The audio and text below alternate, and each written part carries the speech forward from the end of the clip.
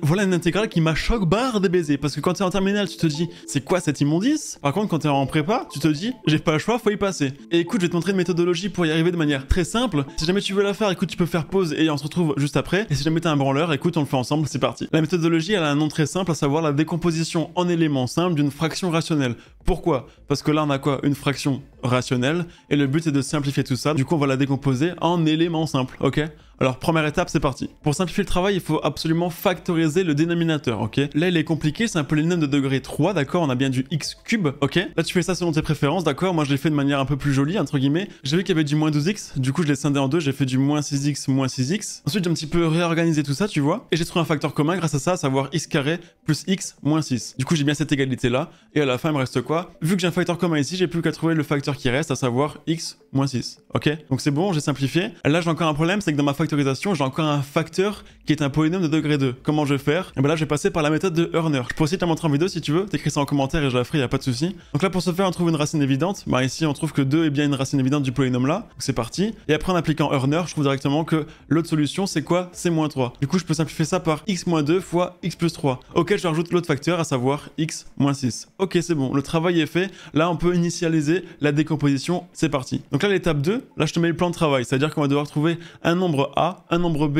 et un nombre C, tel que on respecte l'égalité là. Tu vois ce que je veux dire? Là, on aura décomposé en éléments simples et ensuite on pourra intégrer. Dans ce processus-là, on va travailler étape par étape. Là, on va d'abord se focus sur quelle est la valeur de A. Et pour ce faire, vu que tu vois qu'à chaque fois on dépend d'un polynôme, c'est-à-dire qu'on peut faire en sorte de les annuler. Donc ce qu'on va faire ici, c'est qu'on va évaluer en un certain nombre et donc isoler seulement la lettre A, la lettre B et la lettre C. D'accord? Donc là, si on veut isoler A, on va simplement multiplier l'égalité par son dénominateur, à savoir x-2. J'obtiens donc cette égalité-là. Et maintenant, j'ai plus qu'à simplifier. Tu vois, la partie gauche, du coup, ben, le x-2 en bas, il saute. Et à droite, je n'ai plus que mon A qui ne dépend pas de x. En tout cas, qui ne dépend plus de x ici. Par contre, B et C, eux, dépendent de x-2. Bon, maintenant, quelle est la chose miracle qu'on peut faire pour directement isoler A à droite? Ben, on se rend compte que eh ben, B dépend de x-2 et C dépend de x-2. Comment on peut faire pour complètement dissoudre le B et le C? Et ben là, on peut simplement faire en sorte que x-2 soit égal à 0. C'est égal à 0 quand? Et ben quand x est égal à 2.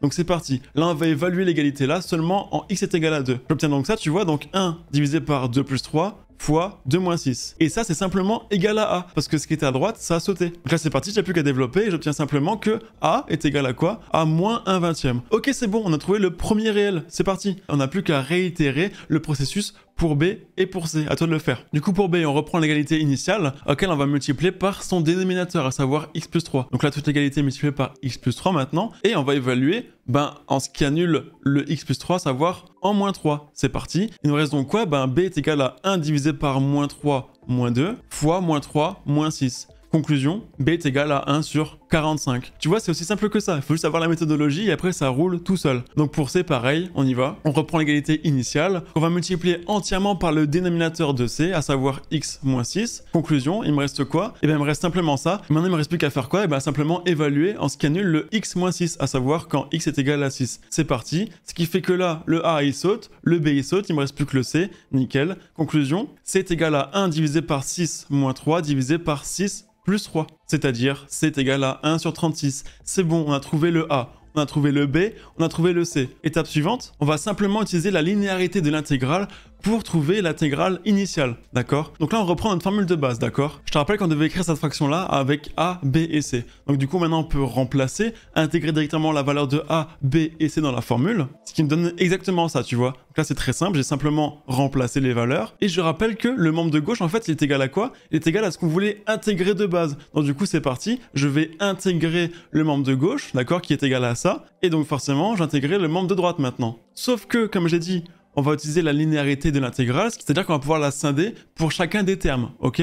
Donc par exemple, pour le premier terme, c'était quoi? C'était moins 1/20 divisé par x moins 2. Le moins 1/20 par linéarité, il peut sortir de l'intégrale, d'accord? Donc j'ai bien moins 1/20 de l'intégrale de quoi? Eh ben de 1 sur x moins 2, d'accord? Du coup, je fais pareil pour le second terme et le troisième terme, on y va. Et la magie, l'astuce qui va tout résoudre, c'est quoi? Une primitive de 1 sur x moins alpha. Et ben c'est simplement ln de valeur absolue de x moins alpha. Ok, bah nickel, j'ai plus qu'à travailler là-dessus maintenant. Du coup, en intégrant le premier terme, j'ai quoi? Et ben j'ai simplement moins ln de valeur absolue de x moins 2, le tout divisé par 20, ok? Pareil pour le suivant, et pareil pour le suivant, plus k.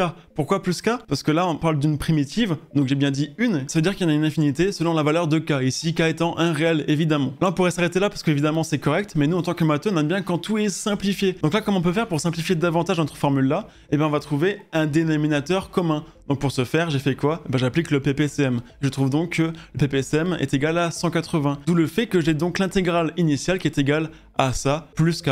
K étant encore un réel. Ok? Donc là, je t'ai montré la méthodologie de A à Z. Ça s'appelle, je te rappelle, la méthodologie de décomposition en éléments simples d'une fraction rationnelle.